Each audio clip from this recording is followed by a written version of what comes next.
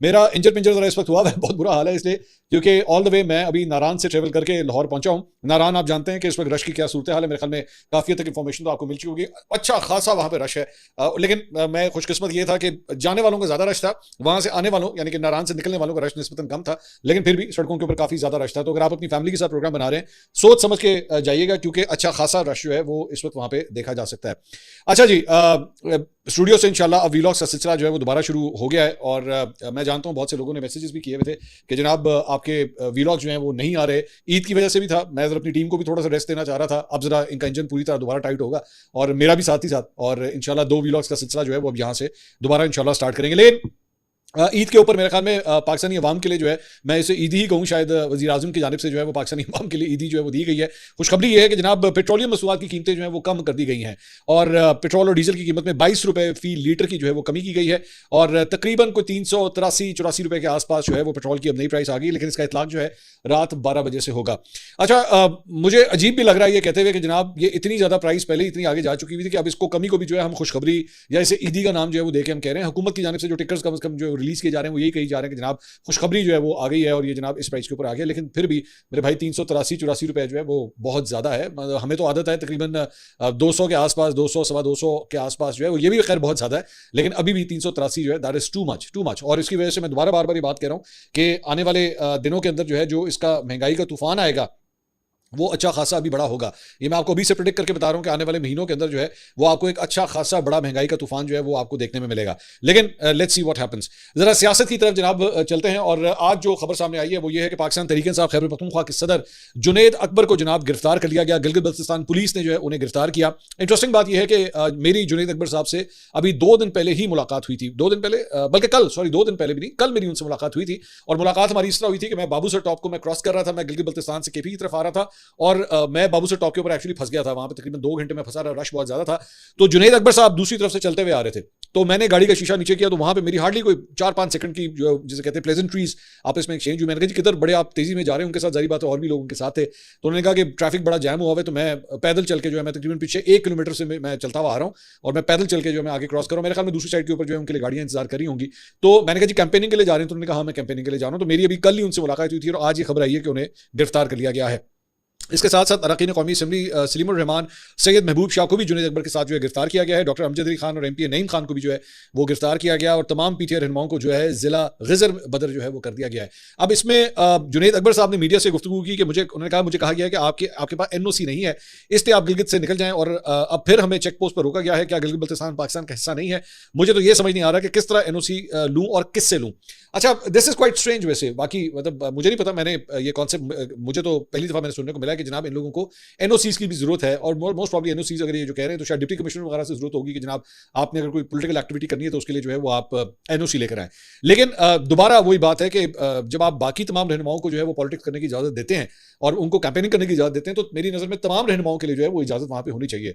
अमीर मुकाम साहब मुस्लिम लीग नून के जो रहनुमा हैं, वो मेरी एक्चुअली उनसे भी मुलाकात हुई, वो भी स्कर्दू में थे, मेरी उनसे मुलाकात हुई थी वहां पे, तो वो भी ऑब्वियसली कैंपेनिंग के लिए आए हुए हैं। मेरे ख्याल में अगर आप कोई भी इलेक्शन जो है, अगर आप उसको फेयर इलेक्शन कहना चाहते हैं, तो तमाम सियासी रहनुमाओं को, तमाम सियासी जमातों को जो है वो फ्री कैंपेनिंग करने की, आज़ादी के साथ कैंपेनिंग करने की जो है इजाजत होनी चाहिए। और हकीकत यह है कि पाकिस्तान तहरीक इंसाफ एक मकबूल जमात है गिलगित बल्तिस्तान की। मैं खुद अभी वहां से होकर आया हूं, मैंने वहां पे लोगों का जो है वो एक जोश व वलवला पाकिस्तान तहरीक इंसाफ के लिए वो मैंने देखा है। वहाँ पे बहुत से झंडे वहाँ पे लगे हुए थे भाई, बहुत से नौजवानों ने जो है वो पाकिस्तान तहरीक इंसाफ के झंडे उठाए हुए थे, और वो मोटरसाइकिल के ऊपर जो है वो मतलब बहुत से नौजवान जो है वो इधर से उधर मैंने देखा। सो मतलब उनकी वहाँ पे प्रेजेंस कम से कम जो है वो मैंने खुद ऑब्जर्व की है। सो एक सियासी जमात के रहनुमाओं को इस वजह से वहाँ पे अलाउ ना करना कि जी वो कैंपेनिंग ना कर सके, सबको इजाजत होनी चाहिए मेरे ख्याल में कि वो कैंपेनिंग जो है वहाँ पे कर सके। पाकिस्तान तहरीक इंसाफ गिलगित बल्तिस्तान की जानिब से एक्चुअली ट्वीट किया गया, उन्होंने कहा क्या आज से पहले पीपल्स पार्टी या पीएमएलएन के किसी कायद को रोका गया था गिलगित बल्तिस्तान इलेक्शन कैंपेन में? ये किस कानून आइन के तहत रोका गया है?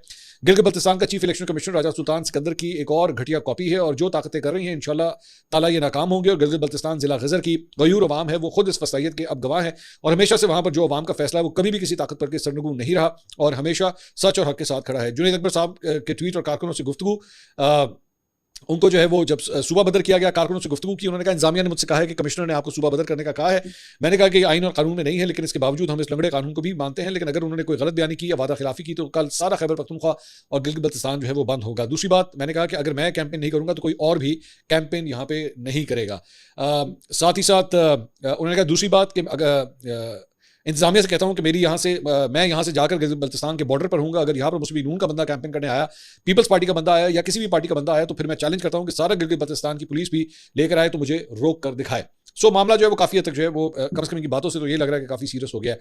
उधर पीटीआई के चेयरमैन बैरिस्टर गौहर, असद कैसर, शेख वकास अकरम समेत पीटीआई रहनुमाओं ने इनकी गिरफ्तारी की मजम्मत की है और उन्होंने कहा गिलगित बल्तिस्तान में भी सियासी स्पेस ना देने से जमहूरियत का नुकसान होगा।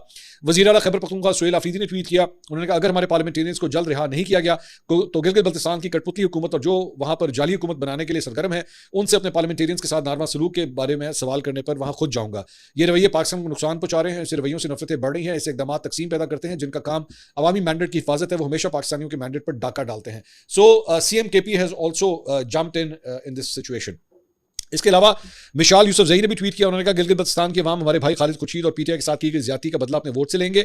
अगर गिलगित में घूमने के लिए हमें एनओसी चाहिए तो फिर ना भूलें, गिलगित से इस्लामाबाद आने का रास्ता खैबर पख्तूनख्वा से गुजरता है। आप किस किस चीज़ की एनओसी लेंगे? फिर हिम्मत करें, इमरान खान का मुकाबला सियासत के मैदान में करें, अवाम की पंडाल में करें, इलेक्शन में करें। इसके अलावा गिलगित बल्तिस्तान में के हल्के शिगर GBA 12 में इंतखाबी ज़ाब्ता अखलाक की मुबैना खिलाफ वर्जी पर रिटर्निंग ऑफिसर ने कार्रवाई करते हुए पाकिस्तान पीपल्स पार्टी के उम्मीदवार इमरान नदीम और मुस्लिम लीग नून के उम्मीदवार ताहिर शिगरी को शो कॉज नोटिस जो है वो जारी किए हैं। और जो वजूहात हैं इन दोनों को नोटिस जारी करने की वो ये है कि तरक्याती और फलाही स्कीमों के ऐलानात और वादे करने का इल्जाम जो है वो इनके ऊपर आयद किया गया। होना कुछ नहीं है, मैं आपको भी से बता दूं, इन्होंने कोई हाथ नहीं लगाएगा। तो वो इतनी मतलब शो कॉज नोटिस है और ज़्यादा से ज़्यादा इनको वार्निंग दे दी जाएगी, ध्यान से आज के बाद ऐसी कोई हरकत ना करना। इसके अलावा जनाब एक और जो सियासी फटा पड़ा हुआ है, मैं पता नहीं इसको सियासी कहूँ या रोमानवी फटा कहूँ, इसको मैं क्या कहूँ, वो है पाकिस्तानी अदाकारा मोमना इकबाल और मुस्लिम लीग नून के जो MP हैं साकिब चद्दड़, उनका मामला जो अभी तक जो है वो चल रहा है। और इसमें एक नई पेशरफ जो है वो सामने आई है और इसमें रिपोर्ट्स के मुताबिक जंग ने इसे रिपोर्ट किया है कि इस मामले में साकिब चद्दड़ की जो अहलिया हैं, मौजूदा अहलिया सुमेरा खान, ये जेहन में रखिएगा मेरी इतलात के मुताबिक ये उनकी दूसरी अहलिया हैं, इनकी 2 शादियां ऑलरेडी मेरे ख्याल में हुई हुई हैं। इसके मुताबिक जनाब मोमना इकबाल की बहन रिमशा इकबाल के मुताबिक सुमेरा खान ही वो शख्सियत थी जिन्होंने मोमना को फ़ोन करके बताया कि साकिब जो है वो पहले से शादीशुदा है। रिपोर्ट्स में दावा किया गया कि इस इंकशाफ के बाद मोमना इकबाल ने फौरी तौर पर ताल्लुक खत्म कर दिया था और बाद में सुमेरा खान और मोमना के दरमियान मुताद्दिद वीडियो कॉल्स पर बातचीत भी हुई। ज़राए के मुताबिक इब्तिदा में मोमना इकबाल ने सुमेरा खान के लिए हमदर्दी का इजहार किया क्योंकि वो खुद को भी इसी सूरत हाल का मुतासर फरीक समझती थी। तमाम अब मामला मजीद कशीदा हो चुके हैं। रिपोर्ट में कहा गया कि सुमेरा खान ने मुबैना तौर पर मोमना इकबाल के ससुराल वालों से भी रब्ता किया और उनकी नई जिंदगी मुतासर करने की उन्होंने कोशिश की। दूसरी जानिब सोशल मीडिया के ऊपर मुख्तलिफ आराज जो है वो इस सारे मामले के ऊपर आ रही हैं। ताहाल साकिब चद्दड़ की जानिब से इन इल्जामात के ऊपर कोई तफसीली बातचीत नहीं, he is actually keeping it very quite, वो इसके ऊपर कोई ज़्यादा जो है वो कमेंट्री नहीं करे। और अगर आपको याद हो, मैंने आपको बताया था कि जब ये FIA के उधर NCCI के दफ्तर गए थे तो 7 अहलिया भी जो है इतलात के मुताबिक वो भी जो है वो साथ गई थी। तो इसका मतलब अहलिया जो है वो अपने हस्बैंड को सपोर्ट करने के लिए जो है वो साथ खड़ी नहीं है। लेकिन मेरे लिए एक हैरानकुन बात यह है कि ये मामला जितना आगे चल रहा है और दिन ब दिन जाहिर बात है इसमें मजीद डेवलपमेंट जो है वो होती जा रही है। I'm surprised कि why is Muslim League Noon quiet about this? मतलब वो अभी तक क्यों खामोश है? क्योंकि अल्टीमेटली है तो आपका MP है, ultimately it is bringing bad name to the party और द गवर्नमेंट ऑफ पंजाब, क्योंकि आपका MP है। सो वो मोमना इकबाल जो है वो उसका तो चलो निकाह हो गया, वो ज़्यादा से ज़्यादा मतलब जारी बात है, मैंने सुनने में आया था कि पहली को जो है उनकी शादी है, ये सारा कुछ हो भी जाएगा, अल्टीमेटली उसको तो कोई फर्क नहीं पड़ेगा, उसकी ज़िंदगी उस तरह आगे चलती रहेगी। लेकिन साकिब चद्दड़ जो है वो एक सियासतदान है और सियासतदान जब इस किस्म के किसी स्कैंडल में इन्वॉल्व होता है तो जारी बात है उसका जो असर आता है वो सियासी जमात के ऊपर आता है। तो मरियम नवाज साहब ने इसके ऊपर एक्चुअली एक ट्वीट तो किया था, लेकिन उसके बाद हुआ कुछ नहीं है। मामला जो है वैसे के वैसे ही जो है वो रोज एक नया स्कैंडल जो है वो इस मामले में सामने आ रहा है। पाकिस्तानी ड्रामा निगार खलील रहमान कमर साहब ने भी इस मामले के ऊपर जो है वो थोड़ी सी लवकुशाई की। उन्होंने कहा कि जी मुआशरे में बढ़ते हुए लिव इन रिलेशनशिप कल्चर के ऊपर जो है उन्होंने शदीद तनकीद की। एक पॉडकास्ट में उन्होंने कहा कि अगर यही सब मामूल बन गया तो पाकिस्तान के नाम से इस्लामी जमहूरियत का लफ्ज़ हटा देना चाहिए। उन्होंने कहा कि हमें नौजवान नस्ल को गलत रास्ता दिखाने के बजाय शादी जैसे मजबूत रिश्ते को बचाना होगा। उन्होंने कहा कि इस तरह के ताल्लुकात सिर्फ जज्बाती नहीं बल्कि अक्सर माली मफादात से भी जुड़े होते हैं। अगर ये वाकई एक ताल्लुक था तो इसे इज्जत और वकार के साथ खत्म होना चाहिए था, जबकि अगर मामला माली लेन देन का था तो इसे निजी तौर पर हल किया जाना चाहिए था। निजी तौर पर जो है वो हल हो जाता, लेकिन लगता नहीं है कि मामला निजी तौर पे कोई हल होने वाला है। कोई अटेम्प्ट जो है मामला तो ज़्यादा और भी ज़्यादा जो है वो ख़राब होता जा रहा है। इसके अलावा जहाँ पे मुस्लिम लीग नून के लिए जो है ये एक एम्बैरेसमेंट की सिचुएशन क्रिएट हो रही है, वहीं पे I want to actually comment on something, और वो ये है कि ईद उल अज़हा के ऊपर सफाई के हवाले से जो है वो इस मतलब पहली बार जो है बताया